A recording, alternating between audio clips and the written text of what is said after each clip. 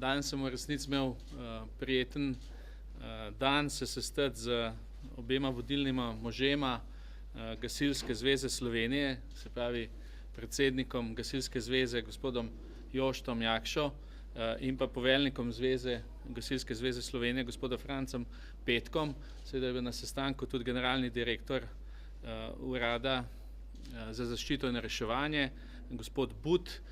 Imeli smo seveda na dnevnem redu ali pa če hočete v tem razgovoru, ki je bil zelo sproščen, moram reči, in zelo pozitiven, kar nekaj točk, ki smo jih obdelali. Seveda nismo mogli iti mimo proračuna Republike Slovenije namenjenega Gasilski zvezi Slovenije. V tem kontekstu je bila seveda izražena obojestransko zadovoljstvo, da so gasilci na nek način poenotili slovensko politiko in da je seveda na podlagi strokovnih argumentov bilo gasilstvu na nek način vrnjeno en del finančnih sredstev, ki sicer v prvotnem načrtu proračuna ni bil vkalkuliran. Veste, da na podlagi medsebojne pogodbe o sofinanciranju dejavnosti sklenjene med Upravo Republike Slovenije za zaščito in reševanje in pa seveda Gasilsko zvezo, le-ta izvaja naloge v skladu z določili pogodbe, in sicer s področja strokovno-operativne dejavnosti, izobraževalne dejavnosti, operativne dejavnosti, strokovnega tiska in organizacijskih dejavnosti. Višina sredstev se pa vsako leto dodeli z aneksom na podlagi predloženega programa dela za tekoče leto. Lahko bi seveda še našteval, kaj vse smo se dogovarjali, pogovarjali. Kot sem rekel, en del smo namenili sofinanciranju gasilske dejavnosti, en del smo seveda namenjali pogovoru o požarnih taksah, tega v resnici še najmanj. Smo pa govorili seveda tudi o gasilskih enotah širšega pomena. Kot veste, imamo kar nekaj, vsaj jaz, ko sem na terenu, kar nekaj prošenj glede širjenja dejavnosti teh enot. Pogovarjali smo se tudi o predlogih, kako zakonodajo Republike Slovenije popraviti na točkah, ki zadevajo delo predvsem operativnih gasilcev. Tle smo seveda izhajali iz človeka, se pravi gasilca na terenu, kako mu maksimalno pomagati in kako seveda tudi uskladiti nekatera neusklajena področja, kot je zakon o gasilstvu, zakon o društvih in tako naprej. Moram pa povedati, da in tle je treba, poleg tega, da je bil vrnen finančni ali pa da so bila finančna sredstva v proračunu, se pravi Upravi Republike Slovenije za zaščito in reševanje, posredno in se pravi neposredno in posredno gasilcem in Gasilski zvezi, je treba povedati, da glede na aktualnost sprejemanja zakona o davku na nepremičnine, da sem jaz zelo vesel, da je ideja ministrstva, mene kot Ministrstva za obrambo, da se poleg sakralnih objektov in pa spomenikov v zakonu o davku na nepremičnine izuzamejo tudi gasilski domovi, ki jih uporabljajo prostovoljne gasilske enote, se mi zdi dober uspeh in seveda na nek način tudi na ta način neka zahvala ali pa priznanje gasilstva in pa Gasilske zveze gasilcev, priznanje za njihovo delo. In seveda ob koncu bi želel poudariti, da je sodelovanje, to smo ugotovili, z Gasilsko zvezo Slovenije že vsa leta odlično, da se seveda na Ministrstvu za obrambo zavedamo pomena, ki ga ima Gasilska zveza Slovenije v naši družbi.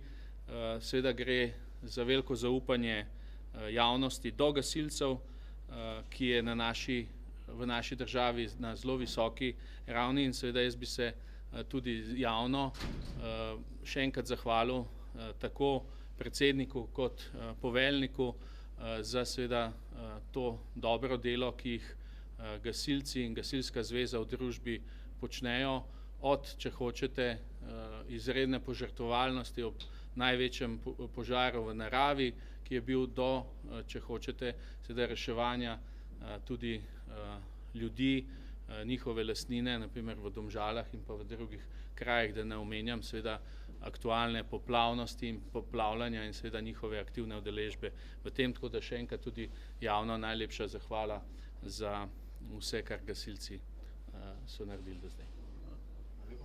Spoštovani, tudi v imenu Gasilske zveze lahko izrazim veliko zadovoljstvo nad dobrim sodelovanjem z Ministrstvom za obrambo kot krovnim ministrstvom ter Upravo za zaščito in reševanje Republike Slovenije.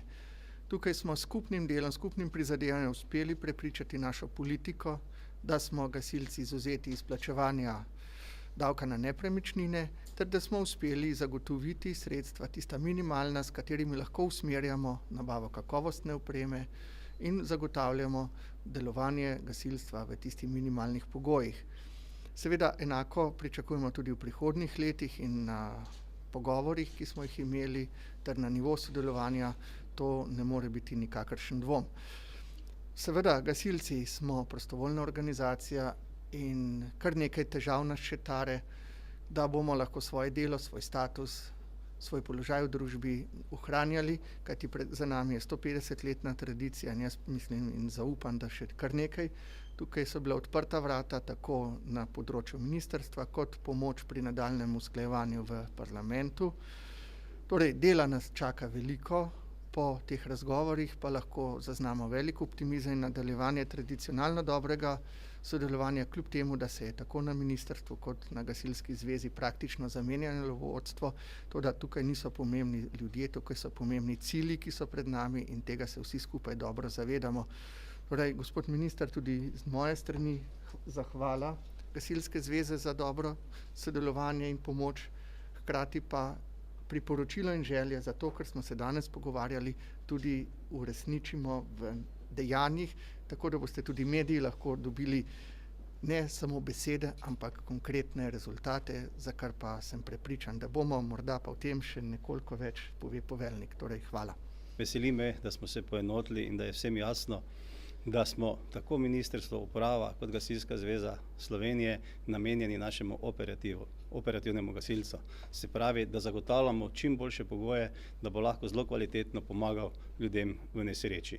Danes je res bil zelo sproščen pogovor, ampak smo nanizali kar veliko problemov, veliko težav.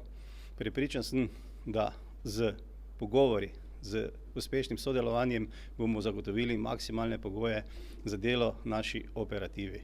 Zato se ne bojim, da v prihodnje gasilci, pa naj si bojo to prostovoljci, katere mi zastopamo, tudi poklicni, skupaj verjetno lahko premikamo tudi gore, pomagamo pri takšnih ali drugačnih nesrečah. Zato se veselim sodelovanja tudi v bodoče. Hvala lepa. Obljubili smo, da bomo seveda preučili njihove predloge, ki zadevajo status gasilca, se opravičujem, ki zadevajo status gasilca. Potem smo seveda obdelali nekaj zakonodaje oziroma kje bi lahko se na nek način lotili ukinjanja podvajanja. Tle je bilo seveda izpostavljeno vprašanje, ki zadeva zdravstvene preglede. Kot veste, gasilci morajo delati poseben oziroma morajo narediti zdravstveni pregled, ki ga delajo tudi pri delodajalcu, kar pomeni, da gasilec dvakrat opravlja zdravstveni pregled, ki je identičen, razen seveda za specifične zdravstvene preglede, ki je nadgradnja, in v tem kontekstu bi lahko bomo nekaj naredili, ter če lahko na hitrico povzamem tudi zadnjo diskusijo, ki smo imeli glede psihološke pripravljenosti ali pa seveda tudi na nek način psihološke pomoči gasilcem, ki se znajdejo na kraju nesreč z seveda zelo grozljivimi prizori, bi bilo seveda zelo dobro, če bi lahko izkoristili tudi gasilci psihološko pomoč, ki jo že imajo naši slovenski vojaki. In v tem kontekstu bomo iskali najprej sinergije znotraj ministrstva, se pravi med vojsko in pa med civilno sfero, kar tudi v resnici delamo. Drugo pa je, kako spremeniti zakonodajo na točkah, ki na nek način je prepoznavna strani gasilske zveze pa gasilcev za problematično. Tako da šli smo skozi cel spekter in glede na to, da je neposredni sogovornik Uprava Republike Slovenije za zaščito in reševanje, je generalni direktor zadolžen za to, da se seveda želje, ideje in pa predlogi na nek način rezultirajo tudi v zakonskih predlogih popravka določenih zakonov, kar bomo definitivno storili, vsaj na tistih točkah, ki mislimo, da jih lahko naredimo zelo hitro in da na nek način ne terjajo velikega usklajevanja, ker so same po sebi samoumevne.